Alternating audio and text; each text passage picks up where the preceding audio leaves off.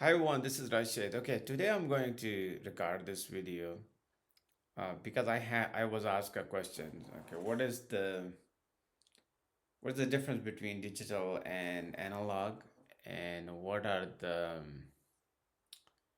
is the future of analog? Are there enough jobs in it or not? So I thought, okay, let's record a video and I can answer that easily there as opposed to typing.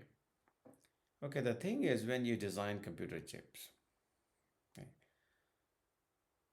there can be the difference between an analog and digital is where you operate your transistor, because your goal when it's digital is you want to have nice ones and zeros, highs and lows, and when it's an analog your goal is you want to get a high gain. Again, I will not go into, it's hard to explain everything basic on that, but just think of there's a different mode of operation.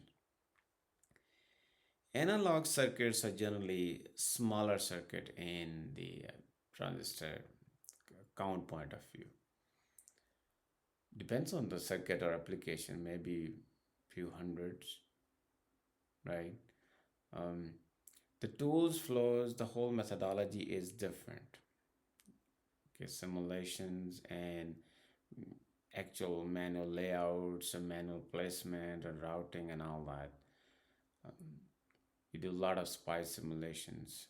You try to play with individual transistor a lot, and you can tweak things a lot more at a transistor level. Okay.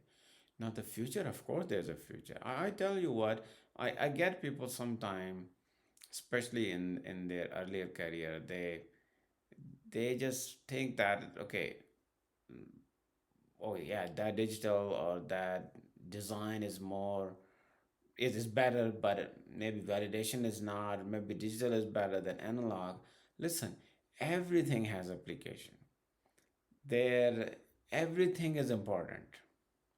FPGA is important, digital is important, analog is important, embedded software is important, application software is important. Within chip designing, there are different areas: RTL design, validation, physical design, architect, post silicon validation, design for test. Okay, within physical design, there are so many areas, and people sometimes think, okay, I need to work on a full chip thing. I don't want to work on block level. I don't want to work on formal equivalence. I want to work more on that one. The thing is, you need to find your interest, and to be honest, there's a demand for everything. Okay, um, the thing which are high demand, they also have high competition because a lot more people are available. Uh, the thing which are not in high demand, there are fewer people, but those few people have a good job security. So find your interest. Don't just go for something just because of his reputation or somebody think that's more important. Okay, everything is important. Go into an area, learn it, get good in it. If you feel that is becoming more boring, you don't have much interest in it, go into a different thing. Switch it, change it, go into a new area. So, back to the question I was asked, that analog is, yes, super important in every chip. Yes, it's a majority of it's in digital, and there are completely different flows. There's a completely different methodology, but where analog is very important, and it is on its own. I haven't done my master degree was focused on analog and RF design, and I really wanted to go into that field, and that was my aim after master degree. But I didn't get an opportunity there. Instead, I got opportunity with physical design. So I thought, okay, it's still better because before I was in RTL design. I went into physical design and I found that field very interesting.